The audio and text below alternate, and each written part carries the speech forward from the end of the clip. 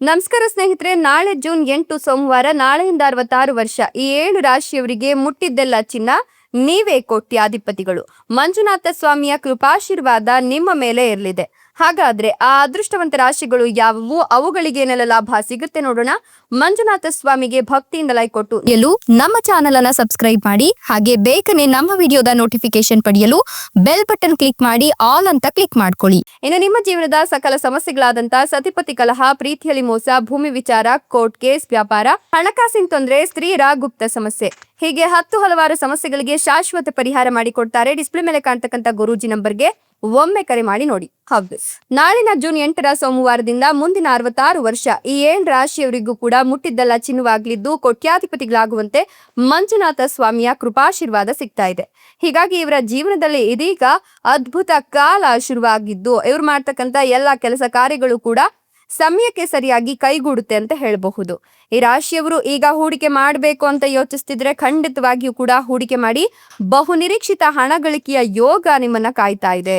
ನಿಮ್ಗೆ ಶ್ರೀಮಂತರಾಗುವ ಯೋಗ ಕೂಡ ಇದ್ದು ವ್ಯಾಪಾರ ಮತ್ತೆ ವೃತ್ತಿ ಜೀವನದಲ್ಲಿ ಯಶಸ್ಸು ಸಿಗುತ್ತೆ ಅಂತ ಹೇಳಬಹುದು. ವೃತ್ತಿ ಜೀವನವು ಬೇಗನೆ ಪ್ರಗತಿಯನ್ನ ಹೊಂದುತ್ತೆ. ಜೊತೆಗೆ ಕೆಲಸದ ಸ್ಥಳದಲ್ಲಿ ಸಾಕಷ್ಟು ಪ್ರಶಂಸೆ ಸಿಗುತ್ತೆ.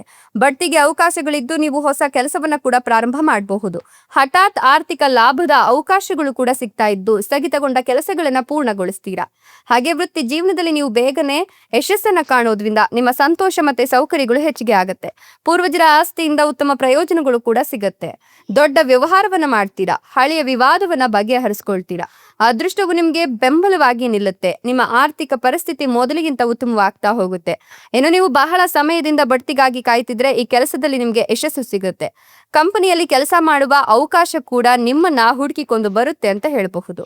ಅಲ್ಲದೆ ನಿಮ್ಮ ಕಠಿಣ ಪರಿಶ್ರಮಕ್ಕೆ ದೊಡ್ಡ ಪ್ರತಿಫಲ ಸಿಗ್ತಕ್ಕಂಥ ಕಾಲ ಇದಾಗಿದ್ದು ಈ ಸಮಯವು ನಿಮ್ಗೆ ಅದೃಷ್ಟಶಾಲಿಗಳಾಗುವಂತೆ ಮಾಡುತ್ತೆ. ಪೂರ್ಣ ಸಮರ್ಪಣೆ ಮತ್ತು ಕಠಿಣ ಪರಿಶ್ರಮದಿಂದ ಕೆಲಸ ಮಾಡೋದು ನಿಮ್ಗೆ ಪ್ರಯೋಜನಕಾರಿ ಅಂತ ಹೇಳಲಾಗ್ತಾ ಇದ್ದು ವಾಹನ ಖರೀದಿಸುವ ಅವಕಾಶ ಕೂಡ ಇದೆ ಅಂತ ಹೇಳಬಹುದು. ಇಷ್ಟು ದಿನ ನೀವು ಅನುಭವಿಸಿದಂತಹ ಒಂದಷ್ಟು ಕಷ್ಟಗಳಿಗೆ ಈಗ ಬೆಲೆ ಸಿಗ್ತಕ್ಕಂಥ ಕಾಲ ಸನಿಹತವಾಗ್ತಾ ಇದೆ. ನಿಮ್ಗೆ ಈ ಒಂದು ಸಂದರ್ಭದಲ್ಲಿ ವಿದ್ಯಾರ್ಥಿಗಳಾಗಿದ್ರೆ, ಉನ್ನತ ಶಿಕ್ಷಣಕ್ಕಾಗಿ ಪ್ರಯತ್ನವನ್ನ ಮಾಡ್ತಾ ಇದ್ರೆ ಬಂಪರ್ ಯಶಸ್ಸನ್ನ ಕೂಡ ಕಾಣಬಹುದು. ಪಾಲುದಾರಿಕೆಯ ಕೆಲಸದಲ್ಲಿಯೂ ಕೂಡ ನೀವು ಭಾರಿ ಲಾಭವನ್ನ ನಿರೀಕ್ಷೆ ಮಾಡಿಟ್ಕೊಳ್ಬಹುದು. ಕೆಲಸದ ಸ್ಥಳದಲ್ಲಿ ಹಿರಿಯರಿಂದ ನಿಮ್ಗೆ ಸಂಪೂರ್ಣ ಬೆಂಬಲ ಸಿಗುತ್ತೆ.